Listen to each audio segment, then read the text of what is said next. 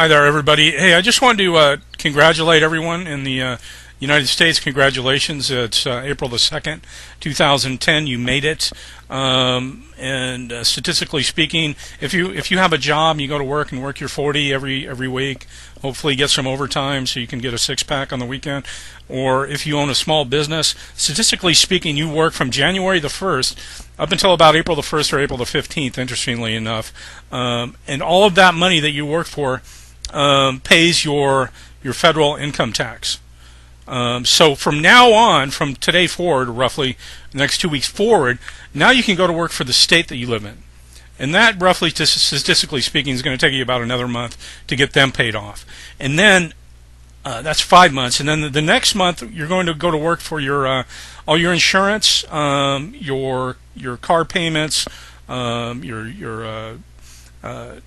the things you buy, your sales tax, the tax that you pay on the gasoline that you buy, your property taxes, your registrations, your fees and fines. You've got any tickets, anything. So that's about another month. And then, hopefully then you'll be able to, make your house payment, pay your rent, pay your property taxes, all that good stuff. So I just want to congratulate you. Congratulations. You made it this far. And now the next month, now you're working for the state that you live in. So just keep working hard and struggling.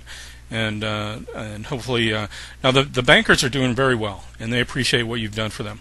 But you know what's interesting? Back when there was like actual slavery in this country or in the world, they figured that the slave masters or the slave owners would only really net only about 10% profit off of their slaves, because they had to feed the slaves, they had to house the slaves, they had to guard the slaves, they had to take care of their health.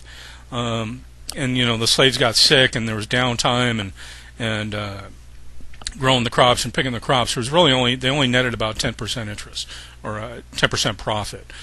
So that what they did is they figured a much better way to do that. Now, in other videos, I've gone back and I've talked to you about how the United States of America got started. Of course, we were in the war with Great Britain, the British, fighting for our freedom, our liberty, and apparently we won. But the troops really didn't even leave until like 18-something. So, who knows what a bunch of crock of shit that is.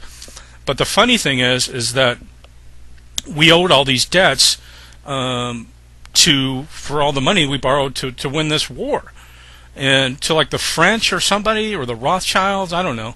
And so they went to the King of England, or they went to the States, and they said, will you help us pay this debt? And I guess they said no. So that wasn't going to work, so we had to pay these debts to be a good country. So they went back to the King of England and said, hey, will you help us pay these people off? And the king said, yeah, what do you have as collateral? And they said, well, we'll put up our federal government, the sovereignty of the federal government. He said, fantastic. So they just sold the whole fucking thing they just fought for back to the king so they could pay the debts. And then they set up, and I'm being very vague about this, but I'm going to give you the gist of it. They set up what's called, the king goes, well, I want an interest in everything there. So what I'm going to do, we're going to set up we're going to charter a bank. It's going to be called the Bank of the United States. And look at the Bank of the United States, because it was a privately owned corporation, where only 25%, I think, of the corporation was actually sold to Americans, and the rest was all offshore. And so the charter for that bank was for 20 years. After the 20 years was up, Congress didn't reenact it. So then you have what's called the War of 1812, when the British troops came in from Canada, came down, and they burned the White House. Why did they do that? Because the White House held all the titles to the government, to the land, or whatever they put up as collateral. So they came down, they burnt the White House, and they took control. They got the titles, and they took control of the federal courts. So now we have what's called the Bar Association running all of our federal courts, and even our state courts. And the Bar Association is an acronym for the British Accredited Registry.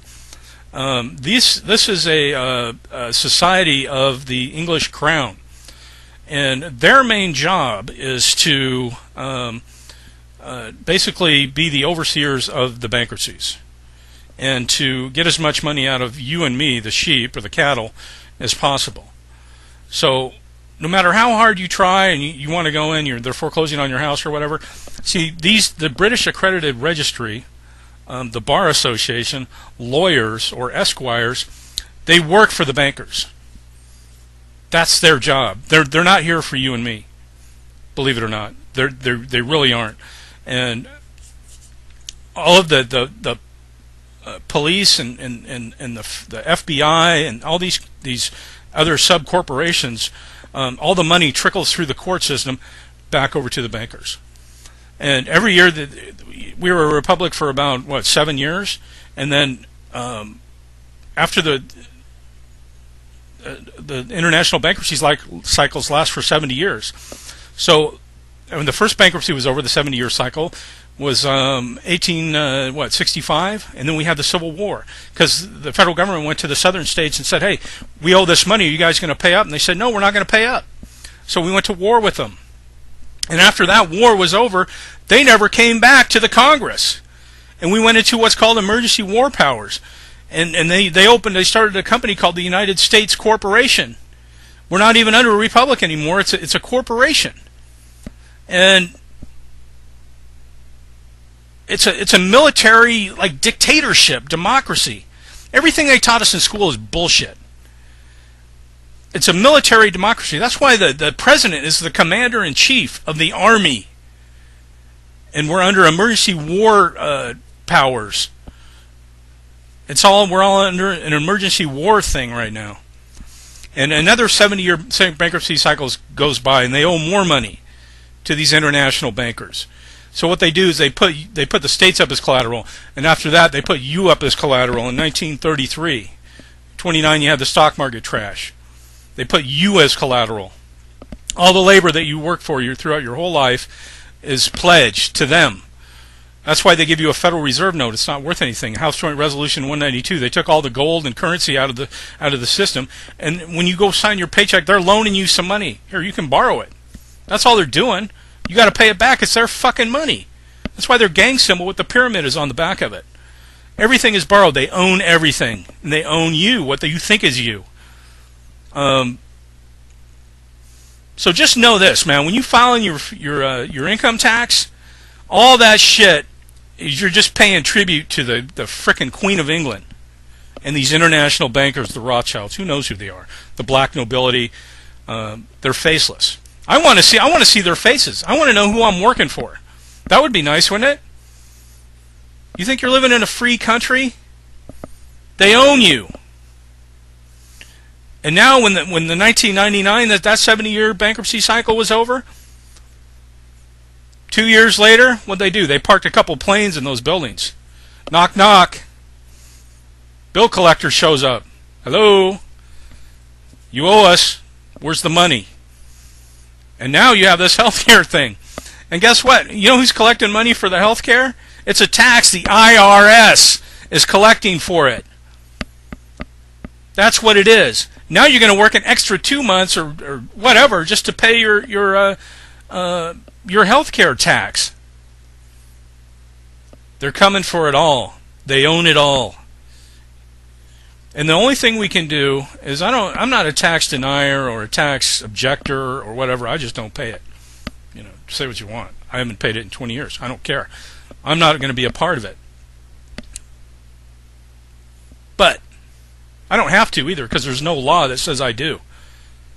There is no law, people. But you just go along to get along.